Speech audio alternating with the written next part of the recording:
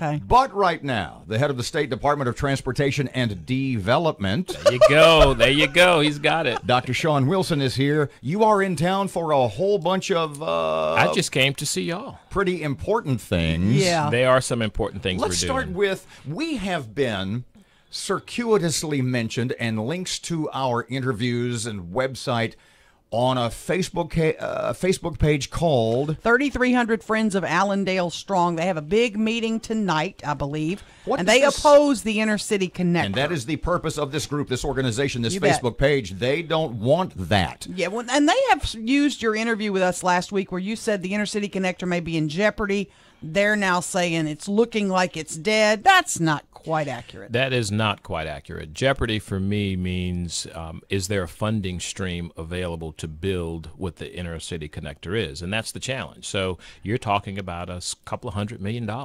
You're talking about $125, $130 million for Jimmy Davis. You're talking about $90 million for Barksdale.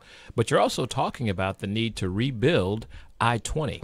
Because it's 45, 50, some cases 60 years old, and it has a lifespan of about that many years. And so if I have to widen I-20 at some point, because traffic is already there and congestion is already there, do I really need to build brand new infrastructure? The answer is I'd love to. I'd love to do something the community wants me to build or that the community wants to build. But the question is, how do you manage the priorities? And right now, my bigger concern is how do we manage our overlay program? How do we manage our bridge preservation? I've closed 4 bridges this year.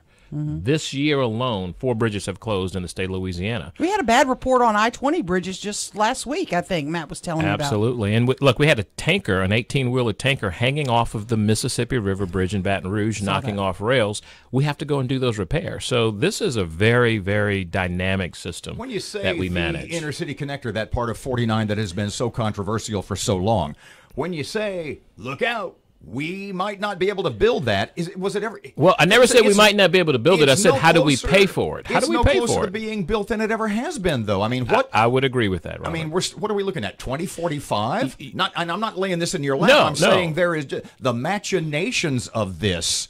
I mean, it's They're huge. like an old road, Absolutely. stack on stuff. You're just stacking stuff. You know, this corridor was originally discussed when we talked about I-49 originally. We went through a process. You have a very well-built and balanced infrastructure system here.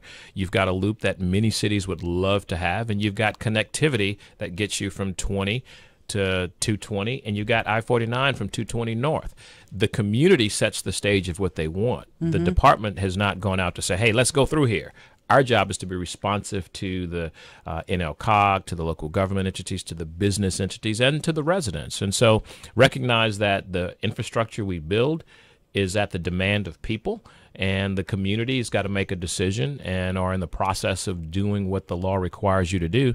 And that's not a bad thing. And we recognize that there are going to be oppositions or factors opposing every project. I've never built a project that everybody in the world wanted, except the one that was most important to them. Let's talk about Jimmy Davis Bridge. Jimmy Davis because Bridge. we had $25 million still already do. set aside. We You still still do. So why don't we just throw some asphalt out there, restripe it, and let's move on? Scared me when you started to say that.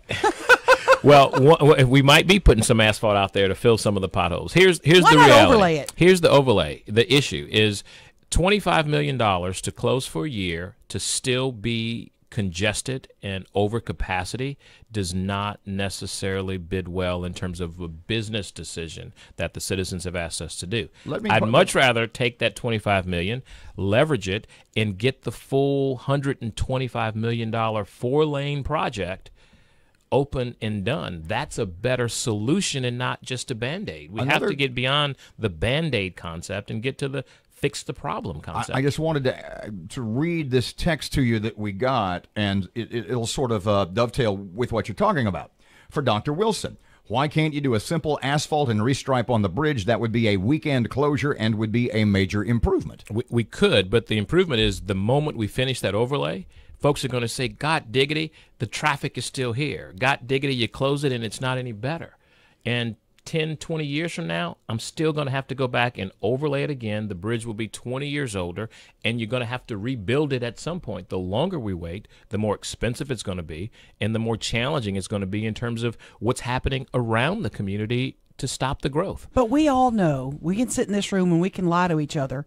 We all know a new Mississippi River, something in Baton Rouge is going to take a higher priority than a Jimmy Davis Bridge.